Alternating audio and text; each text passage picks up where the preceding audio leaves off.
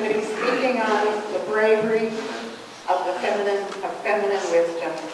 I'm going to give you just a little bit of a bio, and then I'm going to tell you what I think.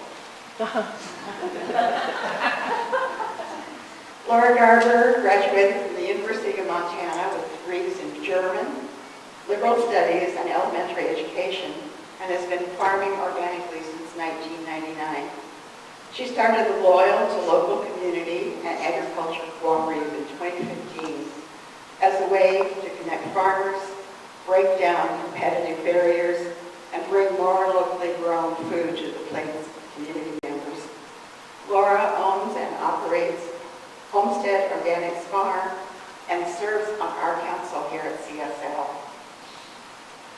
I am honored to introduce Laura Garber, a powerful woman I have known and thought of as an incredible gift to this community since I moved here 12 years ago.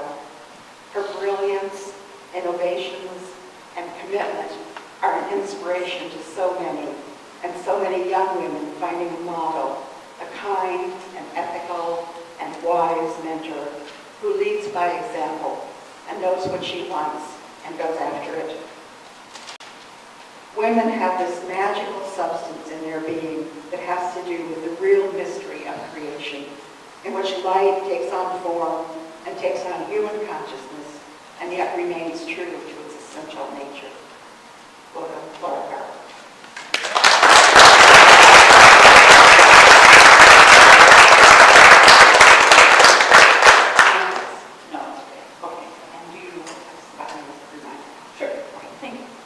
I never talk too long. Thank you for having me. I appreciate it. So I have a lot to say, and I wasn't really sure where to start because I have two different stories that I wanted to kind of weave together. So I'll just start with, I'm excited I just returned from Berlin, Germany, where I had the great pleasure to take 3 high school girls, including Tiffany, to Berlin through Cultivating Connections, and they were all youth farm interns on our farm. So we got to have a week in Berlin, and we visited the Botanical Garden, we went to the Pergamon Museum and the Altus Museum, we visited the University Teaching Farm, we went to Sachsenhausen concentration camp, we went to the Gardens of the World, and we went to all kinds of shops and restaurants and subway trains. We saw it all. So we had our 1 week in Berlin, which was fantastic. And then the girls had this really great opportunity. They had a 5-day homestay with Henry's family. So we went to Bloomberg, which is the small village, maybe 10 miles outside of Berlin, and met with Henry's parents, Jochen and Rosemarie, and Henry's sister, Jana. And the girls got to stay with Jochen and Rosemarie for a week. And then while they were there, every day they got to walk through the gorgeous park that Henry's dad curates and work for our friend Maria, who I think you've all met. She's been here before. Our friend Maria now owns her own farm in Bloomberg. It's called the Women's Farm. So it's Garber and Hope. So the gals got to go work with Maria on the Women's Farm, which was really fantastic. I got to practice some of my German translator skills, which was really fun. And I got a degree in German, so Henry and I get to speak German here and there, but it was really fun to just get to be immersed in German language and culture again. I really love it. And then to go back and forth between, wait, what did they just say? And then, am I saying it to you in English or German? So, it's pretty fun. And then I left the girls at the Bushas for their homestay. And I got to spend 5 days with 65 people from 20 different countries from across all sectors of society. And I was the only farmer there. And it was the Presencing Institute Foundations program. So I've been working a lot with Theory U, and we've all heard about Theory U from myself and from Chris Bader. So it was a week-long deep dive into how do we change society, what are the methods for transformation, and how do we as change makers create a new inner self that allows us to lead in a way that brings new ideas and opportunities to the world. So I got to do that while the girls were having their homestay, which was really great. And together, the girls and I, we really built connections to people and places, to this small farm, this small family. I got to build connections to European bankers and hospital directors, corporate executives, personal coaches, leaders in international NGOs, college professors, disability advocates, top chefs, pastors, university students, business leaders, and so many other amazing people in this course that I took. We also, together, the girls and I, we really built connections to the past. So we went to the Pergamon Museum, we saw the Ishtar, which is the gates of Babylon. We saw the gates of Babylon. Super cool. We observed the oldest urban farm in Berlin, which was a really important source of food for people after the wars, which is Domaine Dahlem. We saw Nefertiti, who is still beautiful 3,000 years later. We walked in the footsteps of thousands of prisoners who were sent to the concentration camp just a few miles outside of Berlin. We walked the same path. And we learned to adapt to all kinds of new things, new sets of transportation rules, like when the sign says that the train leaves in 1 minute. The train leaves in 1 minute, even if not your whole group is on the train. We just got to experience all kinds of new foods and realize sometimes it's better to just eat it and then maybe ask later, or maybe not. We learned about new ways of telling time, that 15:35 is really 3:35. We learned about the new medical system. Tiffany and I got to visit the doctor when we were there, so we got to learn all kinds of new things about how German medicine works. We learned new ways to move in the world, that as 4 across, we can't really walk down the sidewalk together when there's 2,000 other people on the sidewalk. So it was a new way to be in the world. We learned new words like Nein Danke is really important if you don't want the liverwurst on your plate. Doesn't always work though. And we learned new meanings of words, and gestures. So, I'm saying that's A-okay. That might not be what that means. So all of this was incredibly amazing, inspiring, and fun. We get to laugh about it for a long time. And for me, there was something else that happened on this, besides all these amazing ways that we were inspired.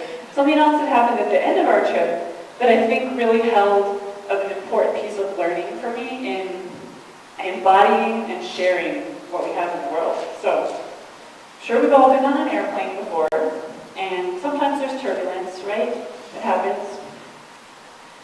Well, on our flight from London to Seattle, we had some really big turbulence, bigger than I've ever experienced, and I've been on quite a few airplanes, so it was a new experience for me of knowing this is not your everyday turbulence.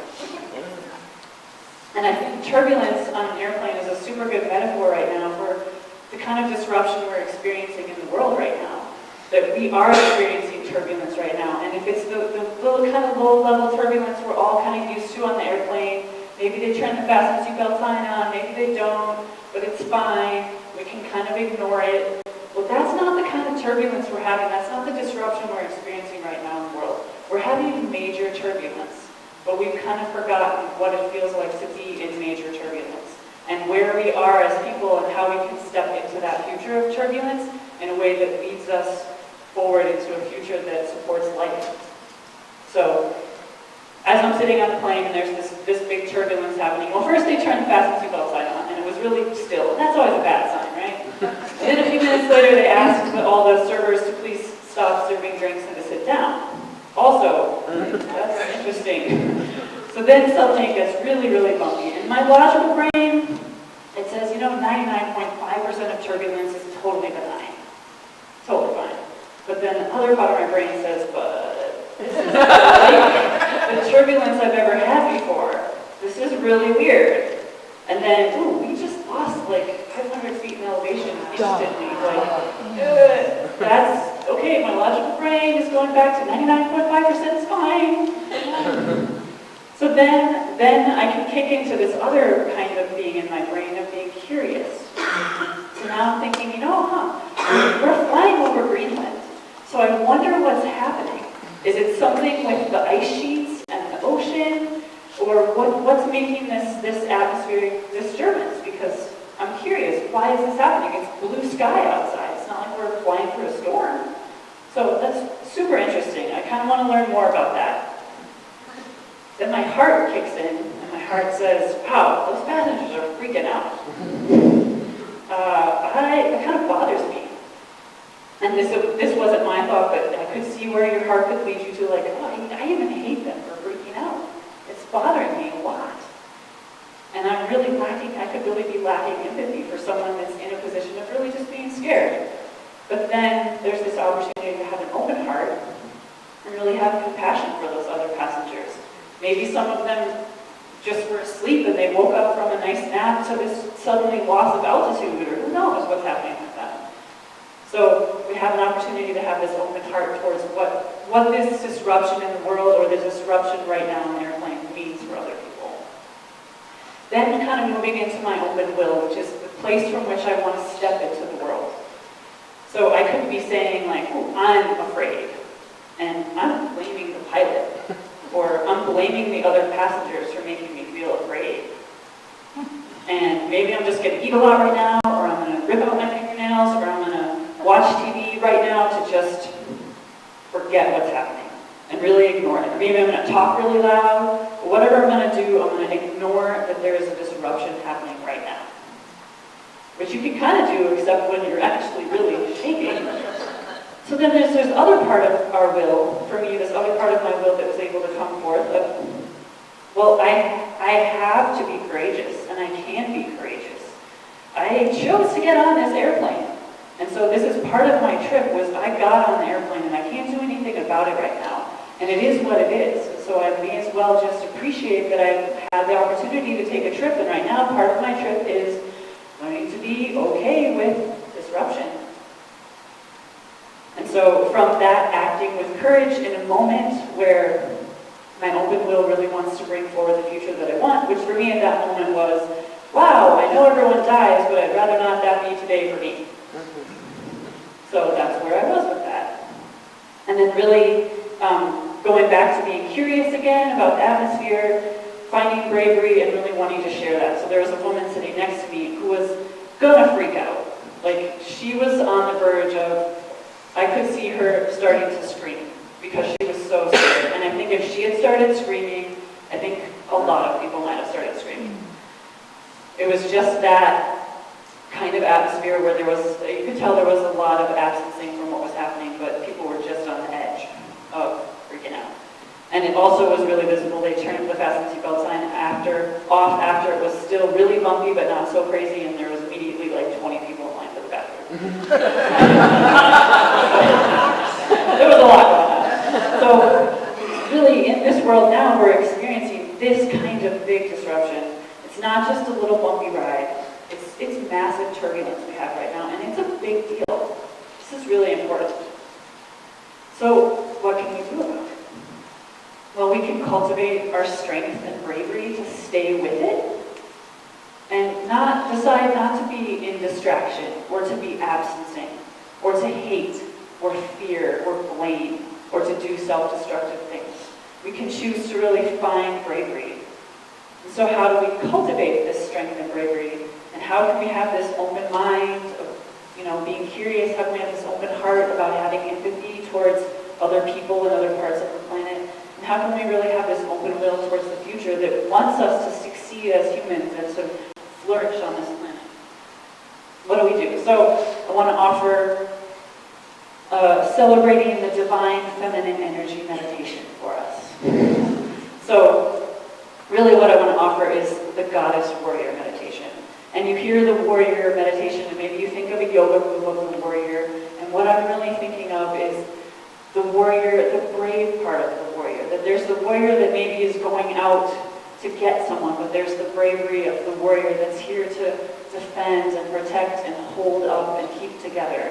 And that's the feminine part of the warrior, is the brave part. So that's what I want to offer for us today, is the brave feminine warrior meditation. So get comfortable in your seat. And thanks for letting me tell my story.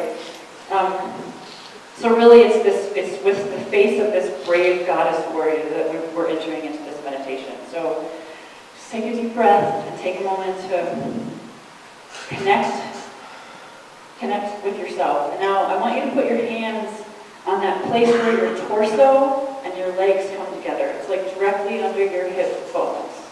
So maybe this feels a little strange for sitting meditation, but hold yourself right here. This is really where the part of you that's able to step into the world comes together with the part of you that holds your heart and your mind. So this is really like the seat of the place from where our will is coming from. So Close your eyes, or let your gaze kind of rest gently down ahead of you, whatever feels best. Take another deep breath. You can really feel this balance of your energy now. Feel that connection through your feet, down to the earth, all the way to the core of the earth.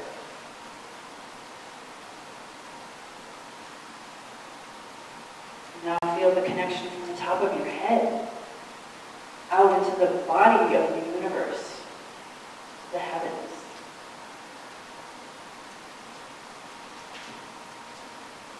Now breathe deeply.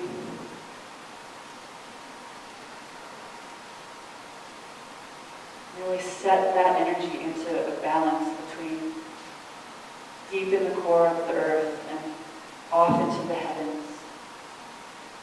So you're really the balancing point between heaven and earth. Feel that connection and feel them flow through you.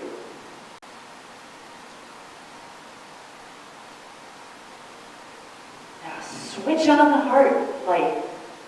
Imagine that you have a light switch on your heart. Flip it on. You can feel that brightness is filling your body. Turn to the switch on and it comes on right away, really bright and really strong. There's this white golden light that's shining from your heart. It's shining to every corner of your body. It's going into every hair. It's filling in every wrinkle.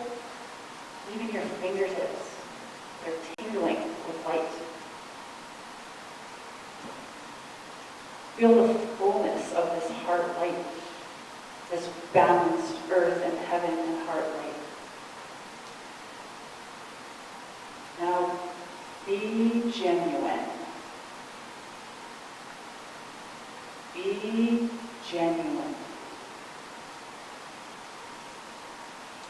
Settle into that seat of your genuine self.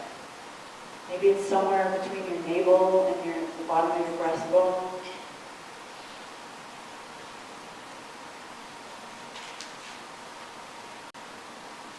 Now turn that heart switch up a little higher. Turn it up a notch. And feel that white golden light suffusing your whole body, your whole being. And now you're letting it flow out from all angles of you into the world. So you're feeling that light flow from the seat of your genuine self. That space somewhere between your navel and your breastbone. This is the brave feminine warrior. It's within you, and it is you.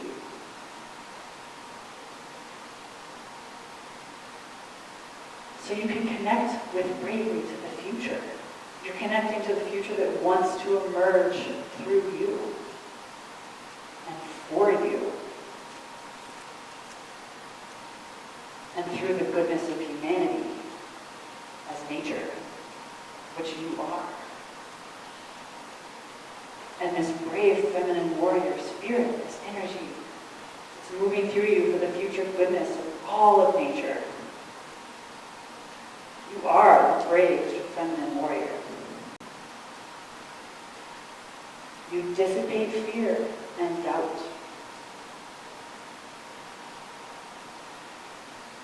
You are the balanced opposite.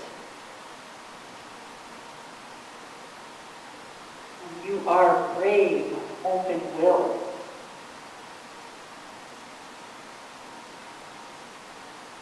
Now know this feeling. Remember it. You can use it to calm yourself and soothe yourself and calm and soothe others. And you can use it to create space for the good things to emerge. You can create your own interior condition that is connected to infinite possibilities. Know this feeling. Be this feeling. It allows us to bravely step into our own power power and our own sense of deep peace. It allows us to share this with the world.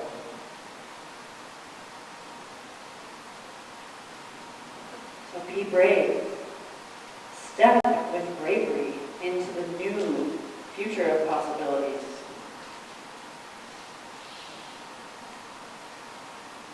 So what does it mean to bravely step into the future? We're in this place of bravery right now. What does it mean to bravely step into the future now? It's noticing and realizing that this is a time of great disruption and seeing the urgency of the moment. Every moment is a new opportunity, and each moment has an urgent call for us. Stepping bravely into the future is knowing that tomorrow depends on today. So move with bravery into the future. Leave behind fear. It's from that space of fear we can't really move forward.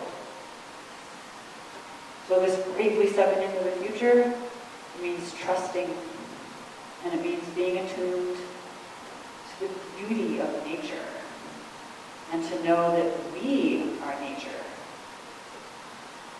Nature is each of us. That is okay. Bravely stepping into the future means embracing the miracle of planet Earth and being open to the challenges that our time on planet Earth gives us. Embracing the future and knowing the challenge is a positive opportunity. Not something to be afraid of. This is amazing. And maybe could stepping bravely into the future, could it mean to let go of hope and replace hope with faith? And by faith, I mean faith in the human spirit. So may we all hold faith in the human spirit. And now move forth with bravery and into the future together. Thank you very much. So it is.